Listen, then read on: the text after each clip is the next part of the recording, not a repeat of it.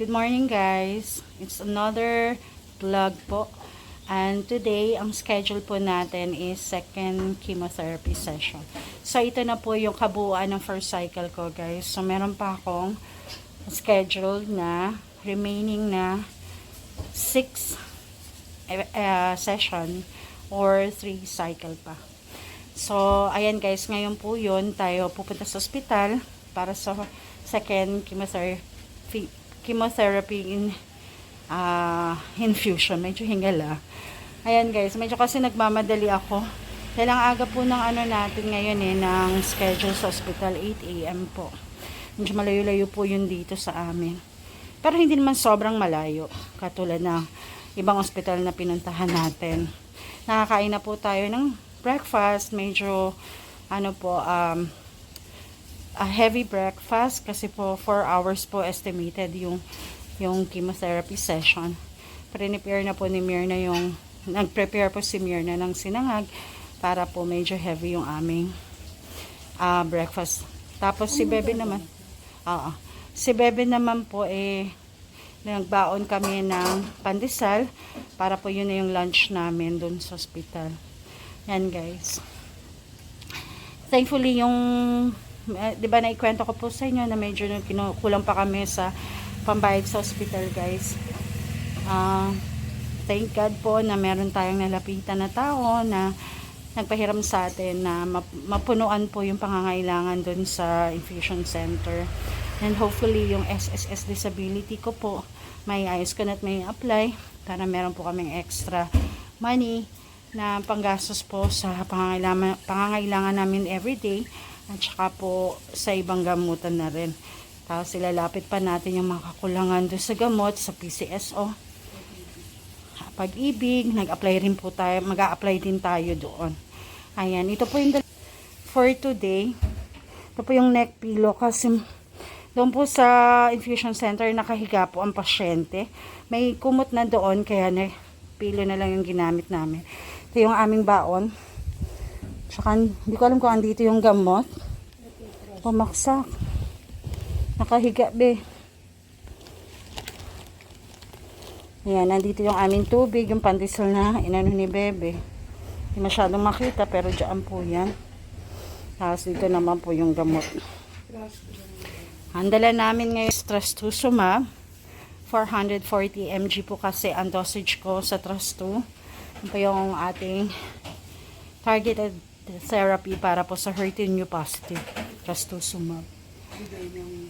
Ngayon, yung chemodrugs natin, yung docetaxel at carboplatin po. Ano po siya, bigay po ni doktora. So, wala tayong doon. Kalaking bagay po nun, guys. Nakasecure kami ng medyo marami-raming. May sapat naman na Trasto, medyo mahal po kasi yun. Hindi lang medyo, guys. Mahal po yung gamot na yun. Yan yung kinoncentrate namin, yung dun sa nakuha naming tulong sa DSWD. Ayan. So, mamaya-mayang onte, babiyahin na po tayo papuntang ospital. Si Chinky Boy, may iwanan uli kay Mirna. Medyo, ayan. Hello, baby boy. Good boy. Good boy na. Kay sus, ang pogi ng anak ko. Kita na mata niya. Nay ko po yan na i-groom Kaso, hindi ko na matagalan pa yung nakayuko. Kaya, hanggang mukha lang muna para hindi siya ma-irritate sa mata. Yun. Hintay lang tayo ng masasakyan natin. Tapos pupunta na po tayo ng ospital.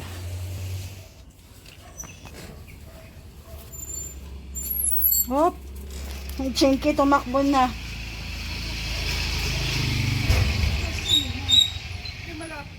Mir! Chinky! Chinky!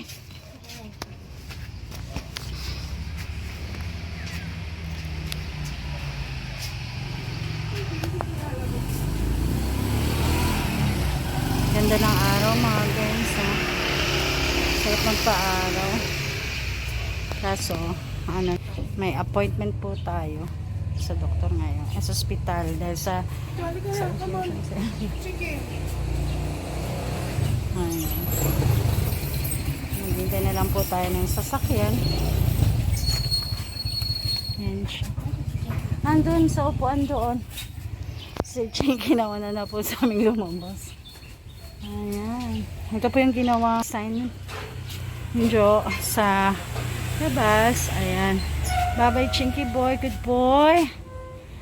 Good boy. Ay, ano mo yung mata nito? Meron daming muta, ha? Basain mo, ha? Basayin. Ayan. Check this. Dito pa. Yan lang yung pataas yung sinasabi ko.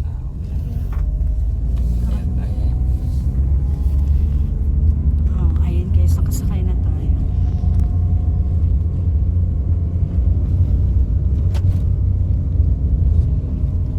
Mas kanan ulit dyan, sir.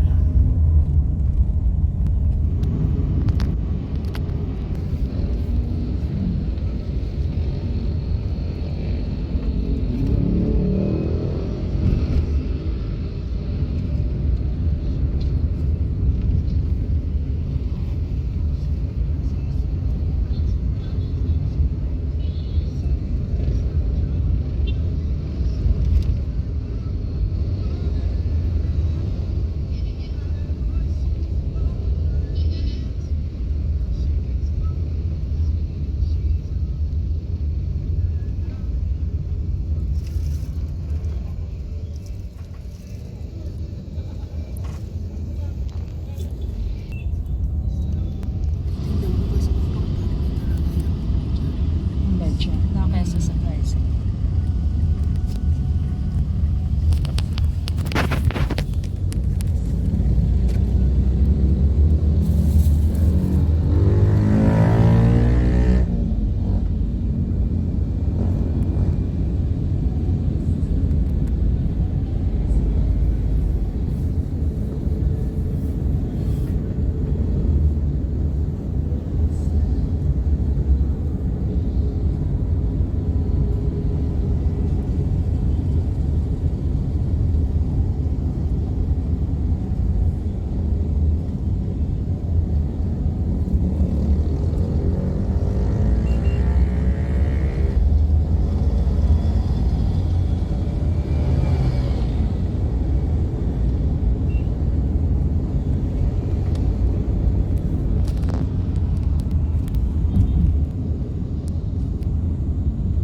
Attendance.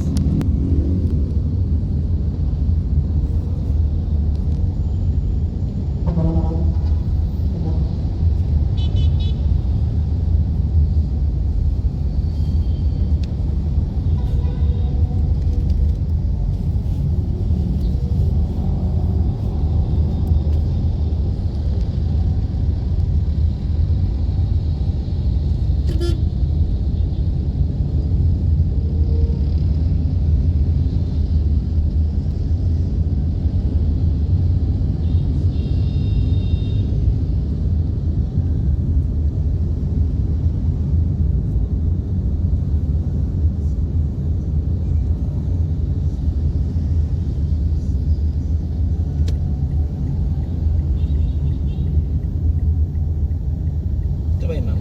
Dun siya pero banda dun pa yung po. entrance.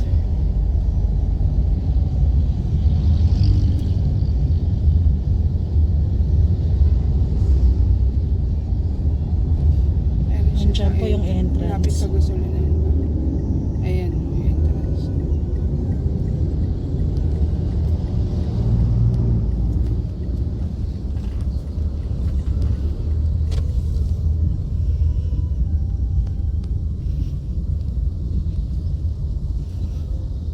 Diretso lang po sa taas. Dito pa, no? Apo. Yung susunod sa emergency lobby nila. Yan guys, nasa infusion center na tayo sa Metro Antipolo. Naghihintay lang po tayo ng mag-admit sa atin. Wala pa po sila. Dito tayo.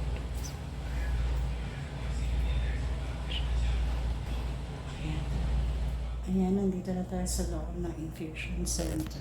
Ayan. So, hindi pa Hinintay pa natin na maikabit yung yung line, IV line. Nakaliga po rito sa Metro Antipolo. Kaya komportable po ang pasyente. Pati yung bantay. Yan si Bebe po. Siya ang aking butihing partner. Ayan. So, waiting na lang tayo. Hintayin lang natin yung nurse na pumunta.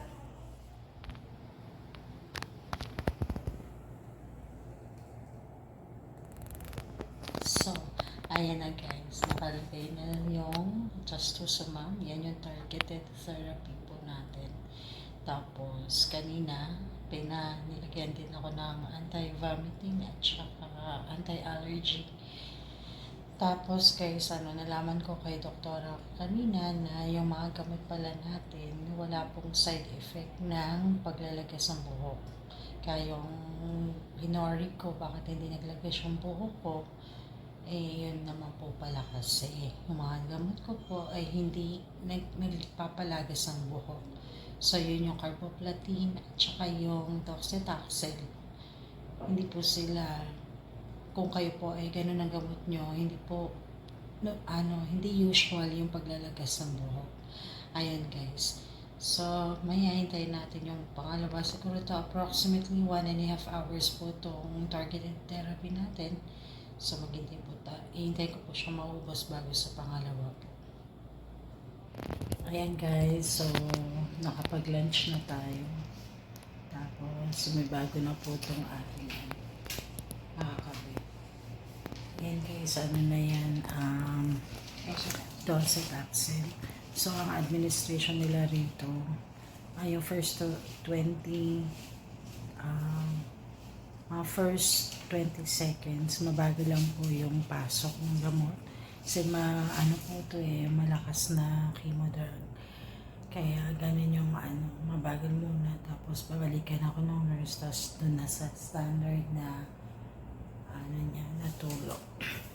Tapos, yung sabi ko kanina guys, yung sa docetaxel, ang po nun, hindi po lahat ng pasyente na nagagamot ng docetaxel at carboplatin ay nilalagas ang buhok. So, isa po tayo sa hindi naglagas ng buhok. Pero syempre po, medyo maaga pa rin sabihin dahil sa pangalawa ko pa lang po ito. Ayan. So, mamaya, carboplatin naman po ang ilalagay. This one, kaya si docetaxel. Ay, anyway. Balikan na lang. Si docetaxel, guys, is approximately 1.5 hours din po yan na uubusin. Ayan siya, guys, yung ating Ayan siya. Ayan. Akin part. Ayan, guys. So, hintayin natin to. Tapos, carboplatin naman. Ang bilis, Yan na po yung huli natin. Carboplatin. Estimated administration 1 hour po. Siya. May takip. First time ko nakakita po niyan. Yung first session. Pero, pangalawang kita ko na sa kanya. Mix pa rin ako.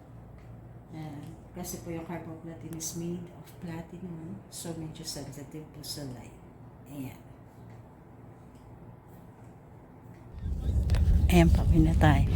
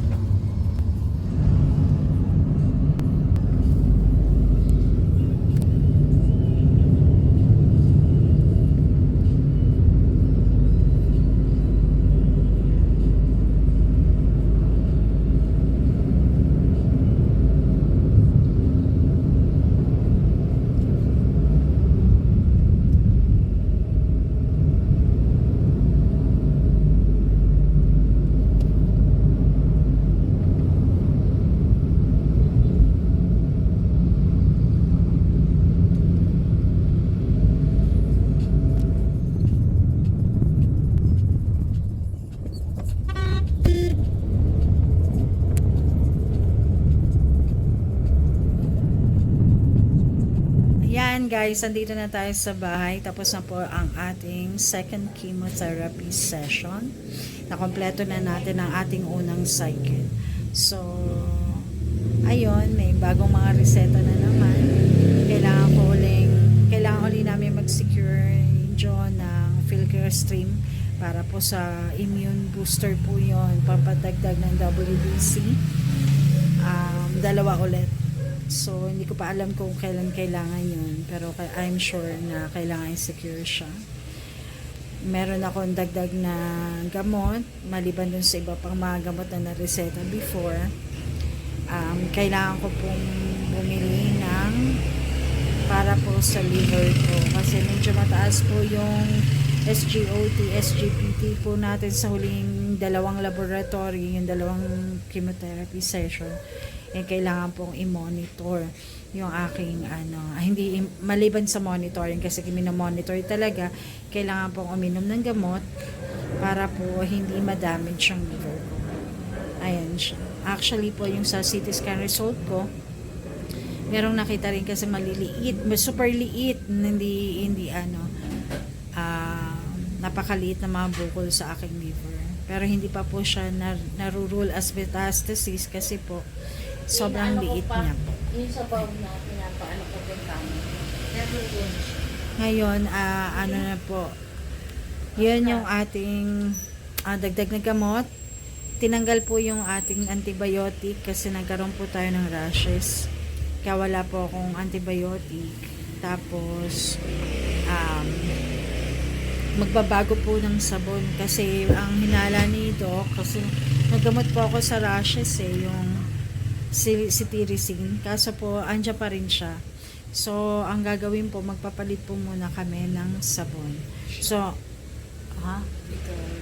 ako lang po magpapalit ng sabon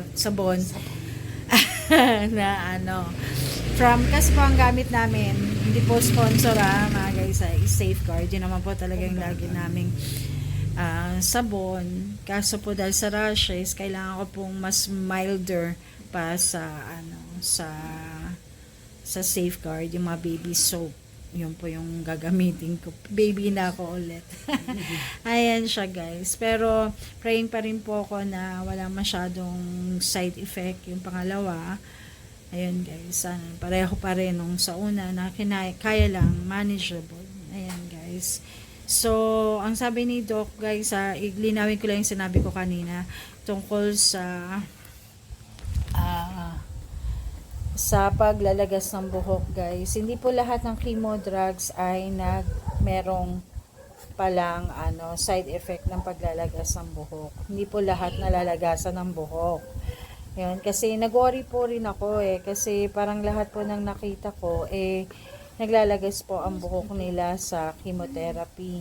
Kaso po, nung tinanong ko si doktora kanina guys, ang sabi niya, yung carboplatin at saka yung docetaxel po, hindi naman po lahat ng nagtitake noon ay nalalagasan ng buhok. So wala pong reason para mag-worry na hindi naglalagas yung buhok at isipin na hindi epekto yung gamot kasi hindi po siya basihan ng effectivity ng gamot.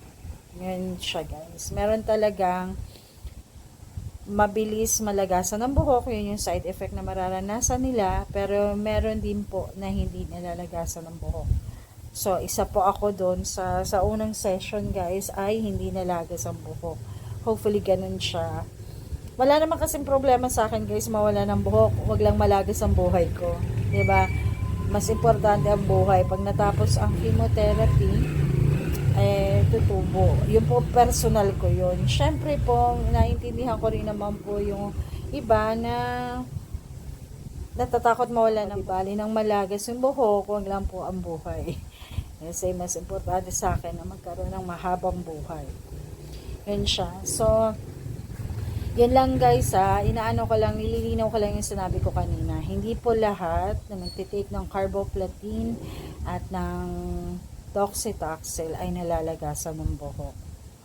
Meron din po na hindi maglalagas ang buhok dahil hindi po yun ang side effect nyo. Parang sa akin.